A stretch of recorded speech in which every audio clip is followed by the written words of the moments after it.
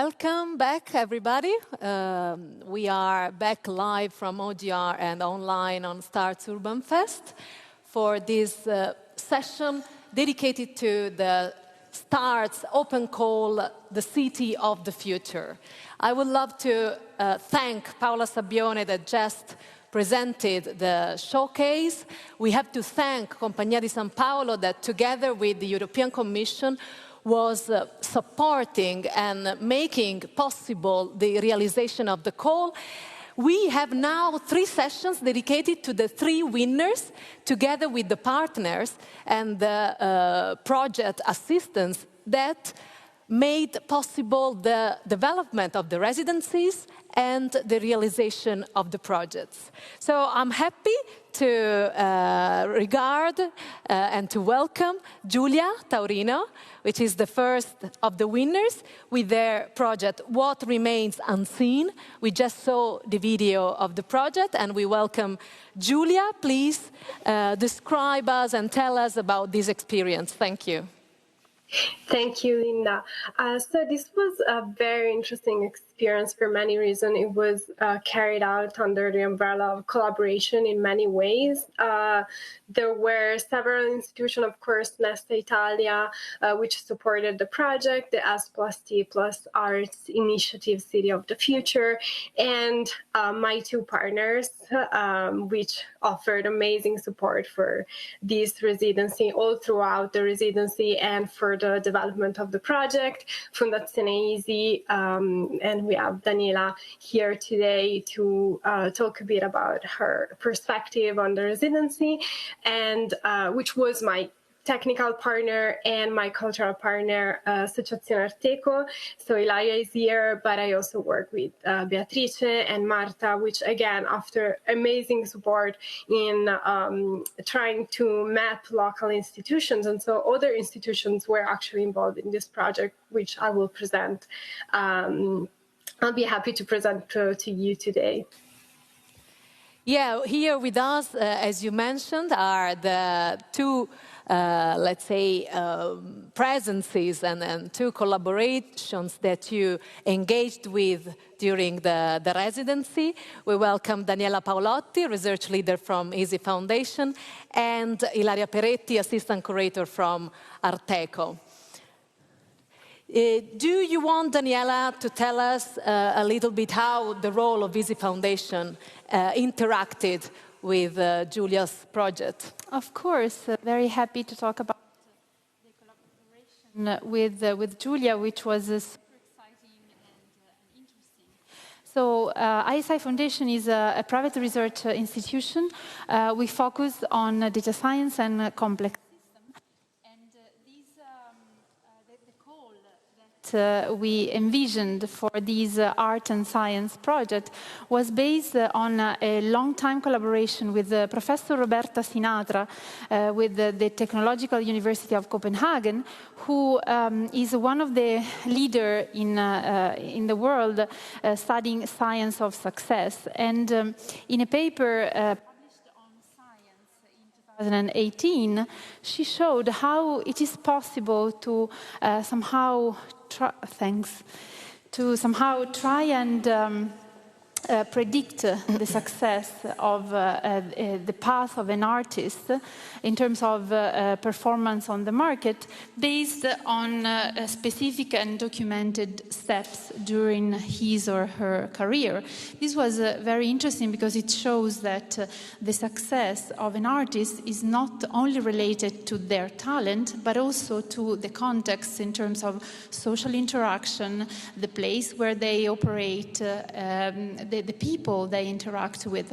And so the prediction of the success of an artist is based on algorithms that somehow combine together all these social contexts. With Giulia, we wanted to try and focus on works of art and try and see if through data we can somehow, on one hand, predict which might be the most successful in terms of gaining the most prominent position in a museum, for example, but on the other hand, also see if through data and through recommendation system that can be twisted, we can somehow go through a discovery process that can reveal hidden treasures that might be neglected just because the artist or the historical context was not favorable for that specific piece of art to be adequately represented in a museum. So the protagonists here are the data and the science of data that might somehow crack the social algorithm that is behind what we see in a museum, and tries to really uncover and discover new, not so new pieces of art that remain hidden because of accidents in their history. So I think it was really super exciting to see what Giulia did to realize what we wrote in the call, and she really brought to life the idea that we had in mind for this call. This is great because, I mean, I remember the call and we were all, in a way, also worried, no, to understand whether the artist could get actually into the need, the emergency that was written in the call. And I'm happy to hear that Giulia managed. How did you do, Giulia? Tell us It was actually a great combination, because even when I saw the call, so even before starting the residency and being selected, I thought it was really a perfect match, and I was already working on a similar project. I think it showed in the video. I was working on this project with MetaLab at Harvard, so this is kind of the continuation of that project, where I was trying to show what was stored in the archive of museums, and often is not exhibited.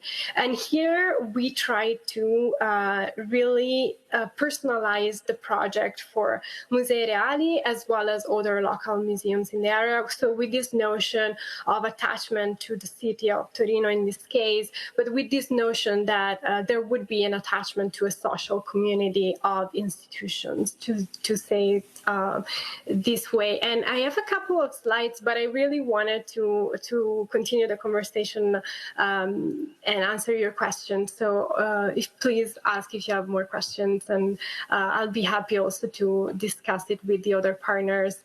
Ilaria was part of this project, and she followed it very closely when we tried to map several institutions and decide which one would be more suitable for this project. And we came across Musei Reali as one of the largest art collections really in the local Torino area. So that presented a unique opportunity to start tinkering with different prototypes. And actually my project ended up resulting in 2 different prototypes that are part of the same thought process about museums, art collections, and algorithms. Thank you, Giulia. I hand over to, thanks to your suggestion, we hand over to Ilaria Peretti, which was the cultural producer dedicated to this project. And it's interesting to see how big institutions and curators and smaller organizations can work together. How was this collaboration? Thank you, Linda. Thank you, Giulia and Daniela, for your contribution. It was really, really interesting for us and also challenging, because as association, Arteco is working amongst the different missions that we carry out amongst hidden archives. So normally we work with the big institutions, or with the institution that's got a collection, a big collection, or an archive. And we do this also especially for the enhancement of the historical and the artistic heritage, and the awareness that such heritage represents a cornerstone of civil society, you know? And in this case, I would say also, in a wider sense, for the creation of a community of the future, a city of the future. And the collaboration with Musei Reali was really, really interesting, because especially for the the first part, the first phase of the project, as Giulia said before, because they has really enthusiastically demonstrated their intent to bring a new discourse, no, on the narration of their collection, and this is not so easy to do, and with the aim of bringing out unexpected ties, new interpretation, new narratives, and this can be just a positive addenda, no, to the contemporary debates about museology and collection. So for us, working with this project, which is between a perspective between a human and a mechanical eye, no? With our contribution as cultural partner, but also the work of Giulia and also of the Fondazione ISI as technical partner. It was really interesting to put a brick on this enormous debate about museology and collections. So this was really challenging, really difficult sometimes, I have to say, but allowed us to combine all the interest of our association, Arteco. And Giulia, at what stage is the project now? So I developed two prototypes.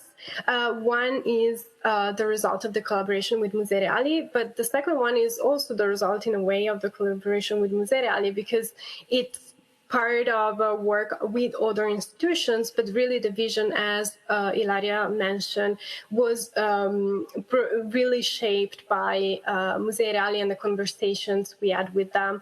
So the stage of this project, the project is not yet online, but there's the prototype, and I will show a couple of screenshots of how it works, just to show what is the selection process and how interesting can be from a sort of even the perspective of a larger public that goes to the museum and might not see certain types of work. So it's definitely a process of discovery at this stage. It's a process of learning as well. And we are hoping to continue the project and make it accessible online for everyone. I'm working on a publication with the digital review. So this will hopefully become an online project that people can tinker with also. So it's not meant to be a finalized project in the first place. It's meant to be a project that really evolves together with the institution, together with the public, together with us. Somehow there's this learning process, ongoing learning process that is meant to be included in the very idea of the project. And I would love to know what was the reaction of Musei Reali. So Musei Reali were open and available for the conversation, or they put some limits? How do they...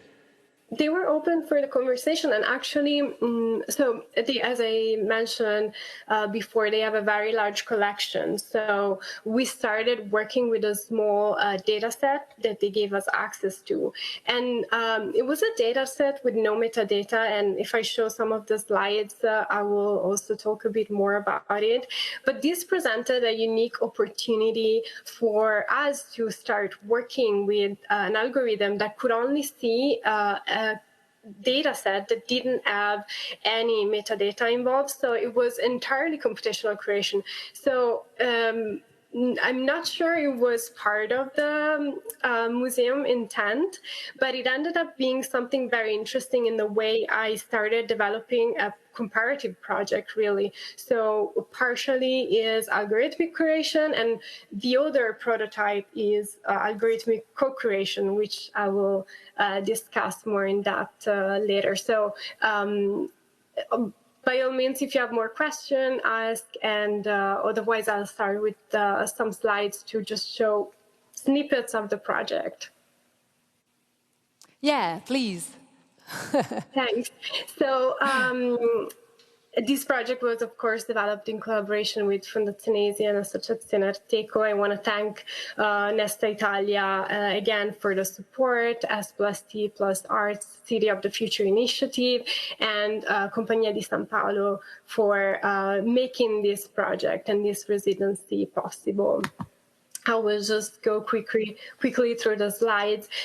So what I call Museums Marginalia is the result of this residency, and it is a visual algorithmic created selection of undervalued objects existing at the margins of the art collections, in this case of Musei Reali's collection, but there's also other museums that participated in the second phase of this project. And here you can already see a screenshot of what is the code behind the selection. So the challenge that Fondazione ISI presented is how can art reclaim the algorithm that tries to predict its success? Daniela already briefly talked about it, and it comes from previous work in network science, and the keywords were algorithms, data, quantitative analysis, and prediction. But what I wanted to do with this project was somehow subvert the rules of success and prediction itself and present an algorithm that was really working with different forms of randomization to show hidden or invisible objects in art collections. So this is how What Remains Invisible, the art we don't see, came about. It's meant to present a computational algorithmic approach to creating art collections, one that is ethical. So I intend to give visibility to undervalued and under-researched artworks, one that is educational as well. So the idea behind the project is to educate ourselves and the larger public to our own institutional and cultural biases, and hopefully help overcome them. And finally, one of the scope is that this project was meant from the beginning to be collaborative, both in the residency idea of collaborating with a tech and a cultural partner, but also in the algorithm itself. So I wanted to create an algorithm that promotes inclusivity and diversity in synergy with human actors. So not as opposed to or as an alternative to, but really as a collaboration with human curators. So we started a collaboration with Musei Reali, and the first inputs came from the conversations with them. So we decided not just to focus on single invisible objects, but really to focus on networks of invisible objects. So one of the necessities of the museum was to connect different collections that were merged together in a single institution, but they are different in nature and in quality. And the other input was to focus on materials and techniques that are often undervalued or neglected or somehow lost. So I will show a few screenshots of these two prototypes so that you can see also the stage that we're at. This is a sample data set that Musei Reali gave us access to. It counts 2,000 images with no metadata again, but this might shock some people, but it was actually a great way to discover what the algorithm would do without any other additional human information. So all the algorithm and the computer could see was a series of images, or even more, a series of URLs and unique identifiers connected to certain objects. And this is one of the objects that come outside when we run the algorithm. So this is the first prototype. It shows, as you can see, a series of seemingly unrelated objects. So it's really a discovery process throughout the collection of Musei Reali. And it's a miscellany of different objects, unconnected, but that find themselves in the same space of being hidden or undervalued or neglected in some way. So we wanted to test this blind randomizer that selects random images based on an entirely computational curatorial process. And we ran several iterations. This is one of them. Again, it's a series of objects, prints, illustrations, ceramics, and other artworks that are put together in the same space of discovery, of feeling really exposed to the unexpected.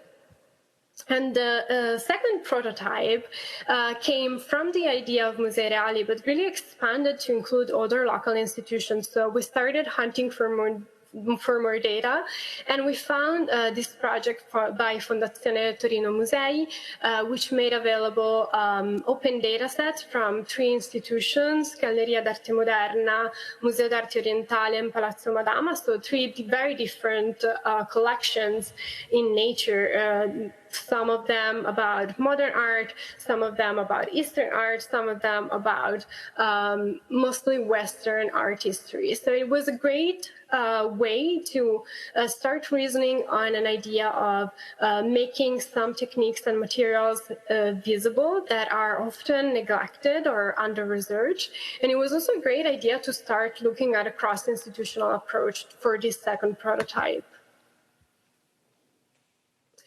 So I decided to work on ceramics. Part of the residency was dedicated to actual research on which materials were somehow connected to minorities or to gendered communities in a way. So I decided to work on not just ceramics, but anything around the idea of pottery and making with clay, with other materials that I found out very important in some Eastern art, like schisto, that would be the Italian for a rock that you can model to create more, to create artworks. So this is the second prototype. It's a small screenshot, but you can see that the connection here is not so random. So it's not really a blind randomizer, but there's a learning process of the algorithm to select specific images. So the algorithm was trained to select objects made of certain materials. As I mentioned, clay is one of them, porcelain, ceramics, and this is a series of statuettes from different cultures. So we can see objects that are often under-researched, and there might be a lead here, not just to explore more, but to learn more about these objects and the connections between them and between different collections in Eastern and Western art. This is another example of what I call algorithmic co-creation. So there was a data set, there was a human-created data set, there was my own input of training an algorithm for this specific, recognizing these specific materials and techniques. And there's also the algorithmic component, of course, of selecting these images and trying to associate, make connections between them. So again, here you can see an idea of portrait that is rather broad. So figures that can be human or non-human from different cultures. And one of the last slides, this is another screenshot, and it shows some vases from, again, different cultures. And here you can see really a part of the code that was created. So this is the list of materials. As you can see, there's rock, schisto again, clay, ceramics, everything that can be connected with an idea of craft and even labor. So the idea was to bring up a traditional vision of low arts and try to explore more and learn more once again. So my idea for a city of the future, and I hope this might bring some additional conversation and dialogue today, is to favor cross-institutional collaboration through open data frameworks that make these collaborations possible, but also make knowledge available to the larger public, and to propose an algorithm that would be based on human and algorithmic co-creation. So this idea of collaborative approaches and methodologies between the human component and the machine component. And thank you, of course, to all the partners. And if you want to learn more about the project, you can send me an email at this contact. Thank you. So I hope there's going to be Julia. more conversation with the partners as well. I mean, we have little time, but it's very interesting. I just want to move the questions to our fellow speakers. Ilaria, is the algorithm taking over the curation? Where is the curator? What is the role of the curator when the algorithm takes over? I don't think that algorithm is taking. Yeah, I think we are talking about the co-curation. So, as I was saying before, it's really interesting to see this collaboration between the human and the technological part, the artificial intelligence, and that is maybe because I've never worked with this kind of project. So it was also really interesting for us. We are working a lot with archives, but working with databases with Giulia allowed us to see also the potentiality of this kind of project. And a lot of questions rise. How can big data that are widely perceived as vehicles of inequality, threat of democracy, can help to reformulate what they are criticized for? And how can this kind of technologies applied to culture be useful tools for adopting new perspective, as I was saying before? And maybe the last question is what can be the possible output of computational curating? Because we don't have an answer, of course, but it was just maybe interesting to reflect on it. And that allowed us to add a lot of new perspective and new points of view. Yeah, it's very. Mine was a provocation, but that is now the point. Where the human still stands, and how does it work with other intelligences? Daniela, just the last few minutes to talk about how is this reproduced? Is it reproducible, and how is it reproducible? Well, I think on a broader scale. Giulia's great work lays the foundation for many future interactions between artists and curators and scientists. So data science is inherently interdisciplinary at its core, and so eventually applying data science to how art is shown to the world is only natural once that the digital version of works of art is available.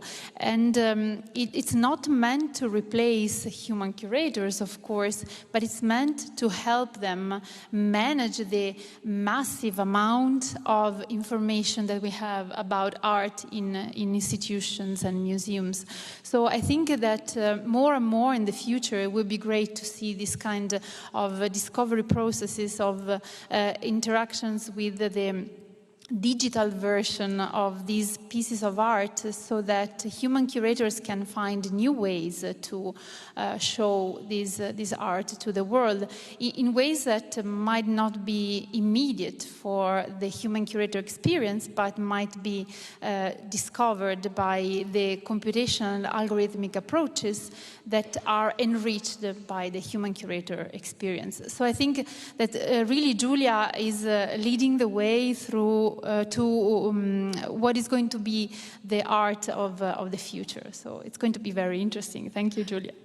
You have a big challenge towards Giulia, a big challenge for you. I don't know whether there's any question from the audience or anyone wants to know some details, but Giulia is available, as she said. You can reach her by email. Giulia, do you want to close up with some last... I love how Daniela closed it up. So now I would just wanted to really thank everyone for this project, and it will be online by the end of the summer. So hopefully there will be more occasions to continue this conversation. We look forward to it. Thank you, Giulia Taurino. I thank Daniela Paolotti from ISI Foundation and Ilaria Peretti from Arteco. And what remains unseen, we'll see. Thank you. I please you to leave the stage to the next winner of the City of the Future call, and I ask for the next video from Claire Tolan, while I call to the stage Claire Tolan and Andrea Boglioli, please.